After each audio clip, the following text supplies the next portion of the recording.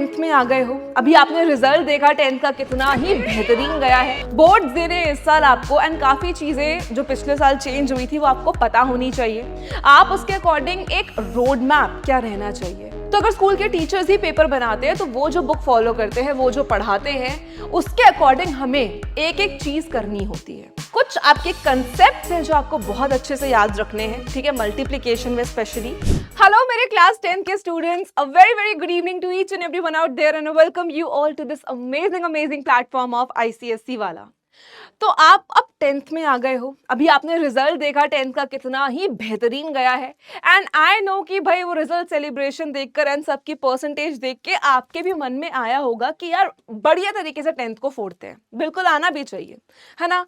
Board दे रहे हैं इस साल आपको एंड काफी चीजें जो पिछले साल चेंज हुई थी वो आपको पता होनी चाहिए। आप उसके अकॉर्डिंग एक रोड मैप क्या रहना चाहिए, है ना। बोर्ड्स देने हैं इस साल तो एक स्ट्रैटेजी क्या रहनी चाहिए कि आप एकदम बढ़िया तरीके से फोड़ सको और अगले साल हम सबसे मिलने पीडब्ल्यू के ऑफिस आ सको। तो शुरू करते हैं बेटा। तो सबसे पहली चीज जो आपको पता होनी चाहिए दैट इज आपका सिलेबस, है ना। मैं आपको हमेशा क्लास शुरू करने से पहले भी बताती हूँ कि सिलेबस ओरिएंटेड पढ़ो। देखो 9th 8th तक क्या है कि स्कूल के टीचर्स ही आपका पेपर बनाते हैं।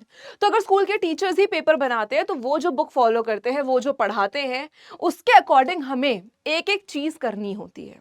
लेकिन 10th में क्या होता है बेटा, आपका बोर्ड्स का पेपर आता है ना, सबके लिए वो सेम होता है। तो वो किस पे डिपेंड करता है, आपकी जो आईसीएसई की ऑफिशियल वेबसाइट है CISCE.org, वहां से आप सिलेबस का पीडीएफ देखो। क्या करना है क्या नहीं करना है वो ज्यादा इंपॉर्टेंट है जानना। कि रेशियो प्रपोर्शन आपने देखा कि बुक में तो पूरा चैप्टर है सब लगा देता हूं, नहीं, रेशियो तो उसमें से करना ही नहीं है, सिर्फ प्रपोर्शन पार्ट करना है। तो वो चीजें बेटा आपको पता होनी चाहिए। तो सिलेबस ओरिएंटेड पढ़ेंगे, जितना सिलेबस में है उसकी एंड लेवल प्रैक्टिस कर लेंगे, लेकिन एक्स्ट्रा फालतू में करने की जरूरत नहीं है ना। तो सबसे पहले बेटा आपका एक पेपर होगा 80 मार्क्स का, 20 मार्क्स आपका प्रोजेक्ट वर्क है, जो आप अगर बहुत अच्छे से करोगे तो फुल नंबर बहुत लोगों को मिल जाते हैं। बचे ये 80 मार्क्स बेटा। तो इस 80 मार्क्स में last year competency based questions हमारे इंक्लूड हुए हैं पेपर में। तो इस जब वो इंक्लूड हुए थे तो 25% वेटेज था, बट बच्चों ने दिया, है ना। ऐसा नहीं है कि कॉम्पिटेंसी बेस्ड मतलब बहुत ही अलग लेवल का क्वेश्चन, ऐसा कुछ भी नहीं है। कॉम्पिटेंसी बेस्ड जस्ट मींस कि आपके कंसेप्ट क्लियर है और आप एप्लीकेशन उस चैप्टर की रियल लाइफ इंप्लीमेंटेशन कर सकते हो, तो आपको बिल्कुल डरने की जरूरत नहीं है। तो यहाँ पे इस साल एक्सपेक्टेड है ये, है ना। This is expected that I am talking about. Last year 25% expected था, पर इस साल उसको बढ़ा के 40% कॉम्पिटेंसी बेस्ड पेपर कर सकते हैं। 25 तो मिनिमम रहेगा ही रहेगा, मैक्सिमम 40% तक जा सकता है। तो हमें उसके लिए प्रिपेयर्ड रहना है। पहली चीज बेटा ये है कि सिलेबस को अपना देख के चलो। दूसरी चीज, आपका सिलेबस किस पार्ट में डिवाइडेड है। सबसे पहले आपका टॉपिक है कमर्शियल एप्लीकेशंस, कमर्शियल मैथमेटिक्स, जिसमें 3 चैप्टर बेटा आपके पास आ रहे हैं, GST, banking, shares and dividend. तीनों चैप्टर मिला के around commercial mathematics 12 to 13 marks आपका वेटेज रखता है। जीएसटी से एक 4 नंबर का क्वेश्चन और एक एमसीक्यू आ सकता है, बैंकिंग से एक 4 नंबर का डायरेक्ट क्वेश्चन आता है, शेयर्स एंड डिविडेंड बच्चों को थोड़ा सा कॉम्प्लिकेटेड लगता है, बट अगर आप प्रैक्टिस करेंगे तो आपको समझ में आ जाएगा बहुत अच्छे से, ठीक है। तो कमर्शियल वाले हमारा जो टॉपिक है उसमें ये 3 चैप्टर्स हमारे पास इंक्लूडेड है। उसके बाद बेटा हमारे पास अलजेब्रा पोर्शन में लीनियर इक्वेशंस है, इजी चैप्टर। क्वाड्रेटिक इक्वेशन है, इजी, प्रॉब्लम सम्स पे थोड़ा वर्क करना है। लीनियर इक्वेशन 4 नंबर का चैप्टर आता है। क्वाड्रेटिक इक्वेशन बेटा 7 से 8 नंबर का आता है, क्योंकि इसमें एक सॉल्विंग क्वाड्रेटिक इक्वेशन और वर्ड प्रॉब्लम्स इंक्लूडेड होते हैं। रही बात रेशियो एंड प्रपोर्शन की, तो इसमें सिर्फ प्रपोर्शन पोर्शन आ रहा है। एक क्वेश्चन कंपोनेंट और डिविडेंडो का फॉर श्योर आता है, जो 3 नंबर का आता है। अभी ये सारी चीजें आपको बहुत अलग लग रही होंगी, बट जब आप पढ़ेंगे आपको पता चलेगा कि कंपोनेंट और डिविडेंडो क्या होता है, देन यू विल रियलाइज कि हाँ कर सकते हैं। Reminder and factor theorem again an easy chapter, जो कि आपका 4 नंबर का आ जाएगा। मैट्रिसेस, कुछ आपके कंसेप्ट्स हैं जो आपको बहुत अच्छे से याद रखने हैं, ठीक है, मल्टीप्लिकेशन में specially. Any how easy chapter है, समझ में आएगा, बहुत प्यार से आएगा। और मेट्रिसेस बेटा आपका अराउंड वही 3 से 4 नंबर का आएगा। एपी जीपी मिला के आपके बेटा दोनों 8 से 12 नंबर के आ सकते हैं, arithmetic progression and geometric progression. तो ये आपके अलजेब्रा का पार्ट है। उसके बाद बेटा कोऑर्डिनेट ज्योमेट्री में रिफ्लेक्शन वेरी इजी, 5 नंबर का एक क्वेश्चन आता ही आता है। Section and mid point formula again an easy topic, और इसमें से बेटा आपके पास अगेन 4 नंबर का एक क्वेश्चन बनता ही approximately. Equation of line easy है, पर बच्चों को थोड़ा सा ट्रबलसम करता है क्योंकि चीजें समझने में थोड़ी प्रॉब्लम आती है, तो आराम से करेंगे इसको भी। इजी है वैसे चैप्टर, है ना, इसका भी फिक्स्ड क्वेश्चन आता है। ये एक ऐसा चैप्टर है जिससे कॉम्पिटेंसी बेस्ड क्वेश्चंस बहुत सारे बन सकते हैं, तो ये चैप्टर को बहुत अच्छे से सीखना है ना, बिल्कुल भी मिस नहीं करना है। रही बात ज्योमेट्री में बेटा, ज्योमेट्री पोर्शन प्रैक्टिस बहुत मांगता है, ज्योमेट्री पोर्शन थ्योरम क्लियरेंस बहुत मांगता है, ज्योमेट्री पोर्शन कंसेप्ट क्लैरिटी बहुत मांगता है। तो जब हम ज्योमेट्री शुरू करेंगे तो ये सारी चीजें मैं आपसे एक्सपेक्ट करूंगी, क्योंकि इन सारे चैप्टर्स में बेटा वेटेज भी ज्यादा है। सर्कल्स अकेला चैप्टर 8 से 10 नंबर का आता है। ऐसा नहीं है कि मुश्किल है, पर एक इमेजिनेशन चाहिए, एंगल्स फाइंड करने के लिए आपको वो नजर चाहिए, वो कंसेप्ट क्लैरिटी चाहिए, जो कि बहुत इंपॉर्टेंट है। तो सिमिलैरिटी ट्रायंगल्स का पोर्शन, लोकाय आपका अगेन इजी पोर्शन है, कंस्ट्रक्शन के साथ मिलके इसका क्वेश्चन लास्ट ईयर आया और हमेशा आया है। पर अगेन अभी जैसे नीट का पेपर गया है ना, बहुत सारे पेपर आपके गए हैं, तो एक ना पेपर प्रिडिक्शन करना थोड़ा मुश्किल हो गया है। मतलब लास्ट ईयर बच्चे वाज लाइक कि मैम कंस्ट्रक्शन छोड़ सकते हैं, एंड वी वर लाइक कि ऑप्शन सेक्शन बी में आता है, आपके पास चॉइसेस होती है, एक क्वेश्चन आता है, यू कैन स्किप। पर अब की बार इस वाले पेपर में उन्होंने कंस्ट्रक्शन को सेक्शन ए में डाल दिया, दैट वाज कंपलसरी। तो पेपर प्रिडिक्ट करना, ये बोलना कि भाई यहां से इतना ही ये आएगा, जो मैं आपको भी बता रही हूँ दैट इज अप्रोक्सीमेट वैल्यूज। हो सकता है कि कोई चैप्टर बिल्कुल ही ना आए और दूसरा चैप्टर 10 नंबर का आ जाए। तो एक चीज आपको याद रखनी है कि कोई भी चैप्टर छोड़ना नहीं है। ये गलती पिछले बैच से सीखेंगे कि कोई भी चैप्टर छोड़ना नहीं है, कंसेप्ट पे बहुत ज्यादा फोकस करना है, कंसेप्ट क्लैरिटी बहुत जरूरी है, प्रैक्टिस बहुत करेंगे ताकि कॉन्फिडेंस आए और हम एग्जाम से पहले पैनिक ना करें। उसके बाद बेटा सर्कल्स आपको यहाँ पे, है ना, सर्कल्स आएगा और कंस्ट्रक्शन पार्ट आएगा आपका। Locus and construction most of the time पहले जितना आया है पेपर उसके according I am telling you, mixed question आता है 4 नंबर का दोनों के कंसेप्ट को मिला के। बट अगेन पेपर बनाने वाला, है ना, उनको वी कैन नॉट चैलेंज। अब नीट में आपने देखा है कि फिजिक्स का पेपर कितना टफ आया, जो आज तक नहीं आया, जे एडवांस लेवल के क्वेश्चंस वहां आ गए हैं नीट में। तो पेपर प्रिडिक्ट करना that is not a thing, आपकी मेहनत दैट इज अ थिंग। तो उस चीज को बहुत ध्यान रखेंगे, अपनी मेहनत से कभी पीछे नहीं हटेंगे। उसके बाद बेटा हमारे पास इंडिविजुअल चैप्टर जो है, मेंसुरेशन अगेन एक अच्छी वेटेज का चैप्टर है। ट्रिग्नोमेट्री जिसमें बहुत बच्चे कंफ्यूज होते हैं, बट जिनको प्यार हो जाता है ट्रिगो से उनको हो जाता है। 11th में भी ट्रिग्नोमेट्री थोड़ा सा काम आएगा आपका ट्रिग्नोमेट्रिक फंक्शंस में।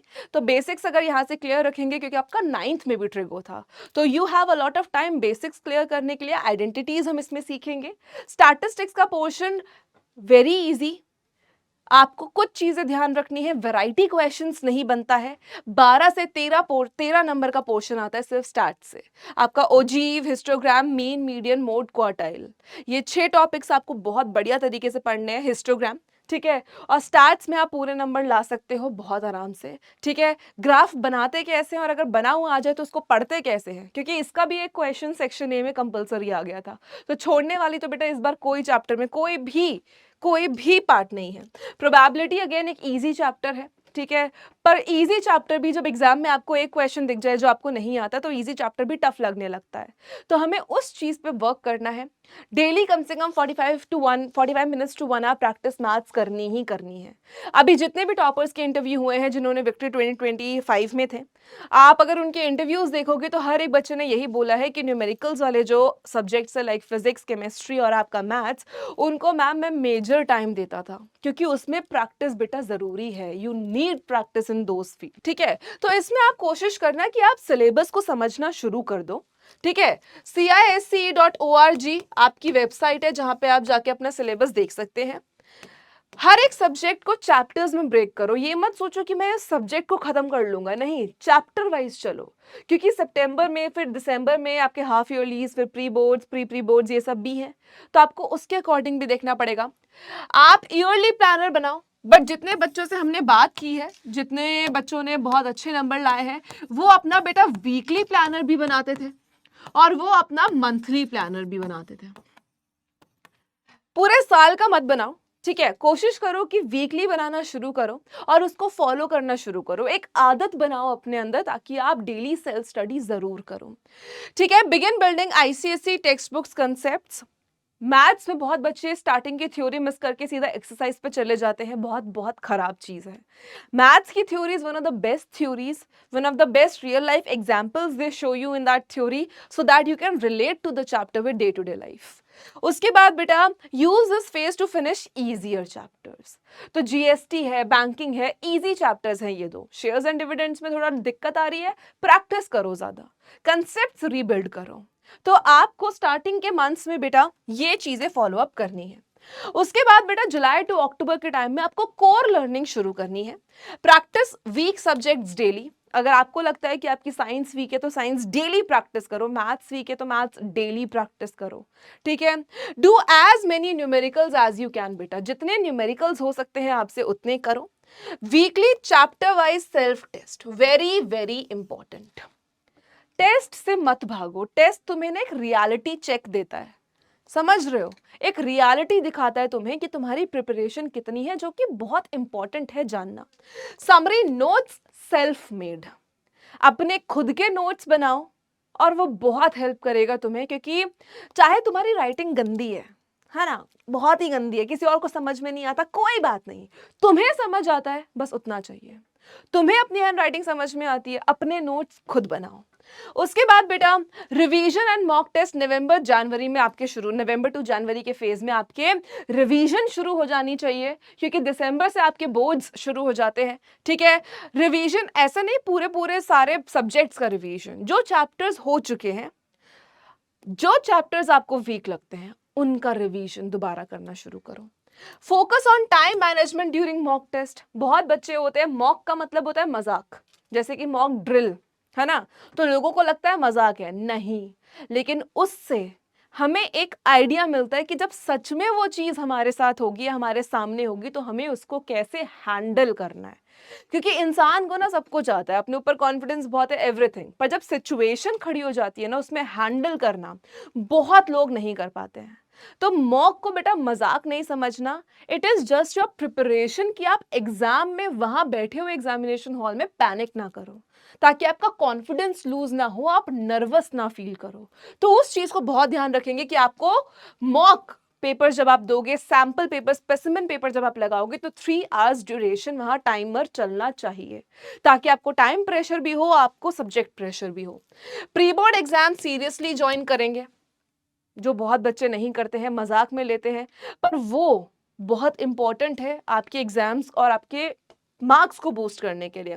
Previous year question paper solve करेंगे, जो कि मैं भी आपको कराती ही हूं, है ना, हर एक चैप्टर के बाद, बट आप अपने एंड से भी एक बार उसको करेंगे बहुत ध्यान से, ठीक है। नेक्स्ट बेटा हमारे पास यहाँ पे क्या है, कॉन्फिडेंस बिल्डिंग कैसे आएगा। अब भाई कॉन्फिडेंस ऐसा तो है नहीं कि मुझे किसी ने बॉटल में ला के दे दिया, मैंने पी लिया, मेरे अंदर कॉन्फिडेंस आ गया। कैसे आता है, यहां से आता है, जब आपके दिमाग को पता होता है कि हाँ भाई इस बंदे ने किया है, मेहनत हुई है, कॉन्फिडेंस अपने आप आएगा। कॉन्फिडेंस हवा से नहीं आता है बेटा, कॉन्फिडेंस यहां से आता है, एंड ब्रेन को आप ट्रिक नहीं कर सकते हो, ब्रेन आपको ट्रिक कर सकता है। तो यहां पे अगर यहां से स्ट्रांग होना है तो एक्चुअल में बहुत मेहनत करनी पड़ेगी और उसका फल आपको बहुत अच्छा मिलेगा। Revise only from your own notes, सिर्फ अपने नोट से रिवाइज करो। मैथ्स की रही बात, तो जो क्वेश्चंस हम लोग क्लास में करते हैं डीएचए, है ना, उसके साथ साथ पीवाईक्यूज एंड स्पेसिमेन भी और कॉम्पिटेंसी बेस्ड भी हम क्लास में कर लेते हैं, बट उसके अलावा आपकी अपनी प्रैक्टिस बहुत ज्यादा इंपॉर्टेंट है। Sleep well, eat healthy, stay calm. Again I am telling you, देखो मार्क्स इज वन थिंग, हमारा फोकस अभी मार्क्स पे नहीं है। मैंने स्टार्टिंग में कहीं नहीं लिखा कि 90% मार्क्स आ जाएंगे, 100% मार्क्स आ जाएंगे, 95% मार्क्स अबव आ जाएंगे, ये कर लो। नॉलेज बिल्ड करो, है ना, सुनील भैया भी यही सिखाते थे ना, नॉलेज बिल्ड करो, अगर आप नॉलेज गेन करते रहोगे तो मार्क्स ऑटोमेटिकली फॉलो करेंगे। सुनील भैया से पहले हमें आमिर खान ने भी यही सिखाया था 3 इडियट्स में कि नॉलेज के पीछे भागो, सक्सेस के पीछे मत भागो। नॉलेज के पीछे भागो, सक्सेस अपने आप पीछे आएगी। तो वो चीज़ अभी यहाँ पे अपने दिमाग में नंबर नंबर नंबर नंबर मत रखो। अपने दिमाग में नॉलेज नॉलेज नॉलेज नॉलेज रखो, कंसेप्ट क्लैरिटी रखो। अगर इन चीज़ों को बहुत अच्छे से कर लिया, आपके मार्क्स कोई लाने से नहीं रोक सकता। लेकिन इतने प्रेशर में, है ना, बहुत प्रेशर तुम पे भी होगा, तुम्हें भी अच्छा करना है। तो इतने प्रेशर में बेटा आप प्लीज़ अपनी हेल्थ पे भी बहुत फोकस करेंगे। पूरे 8 आवर्स की स्लीप लेना बहुत ज़रूरी है। टाइम मैनेज करो उस हिसाब से, लेकिन यहाँ कॉम्प्रोमाइज़ नहीं होना चाहिए। हेल्दी खाओ, है ना, और थोड़ा काम रहो। It's just a part of life. Do your best and whatever has to happen will happen. ठीक है, बस अपना बेस्ट हर तरफ देते जाओ, ताकि कल को तुम्हें बुरा ना लगे कि यार मैं थोड़ी और मेहनत कर लेता तो शायद ऐसा हो जाता। वो नहीं आना चाहिए। ये आना चाहिए कि यार ठीक है, अगर थोड़े कम भी आ गए बट मैंने अपना 100% दिया था। वो चीज़ आनी चाहिए। और एक मोटिवेशन जो हमेशा तुम्हारी नज़रों के सामने रहनी चाहिए is your parents. My parents have done a lot for me. सबके सबके पेरेंट्स ने सबके लिए बहुत कुछ किया है। आपको 1% चीज़ें पता भी हैं तो 99% चीज़ें आपको नहीं पता जो उन्होंने गो थ्रू किया है आप लोगों के लिए। Starting from giving birth to you, to taking out time to have you in class 10th। And I just want to give back and make them proud. तो उनको प्राउड कराना एक मेन प्रायोरिटी होना चाहिए, एक मेजर मोटिवेशन होनी चाहिए तुम्हारी जिंदगी में कि भाई मैं अपने पेरेंट्स को प्राउड फील कराऊं, बस वो मुझे चाहिए। So this was all for the day. I hope कि आपको हेल्पफुल रहे ये चीज़ें, ये रोड मैप आप फॉलो अप करो। अपना प्लानर खुद से बनाओ, वीकली वीकली शुरू करो ताकि छोटे छोटे स्टेप में आप कर सको। सो बच्चा, हम लोग बाकी क्लासेस में मिलते हैं। I know you guys are gonna rock. अपने पेरेंट्स को हमेशा रिस्पेक्ट करो और उनके फेस पे अगर वो प्राउड मोमेंट देखना है तो अपना बेस्ट देते जाओ जहाँ भी हो। Thank you so much everyone. Bye bye.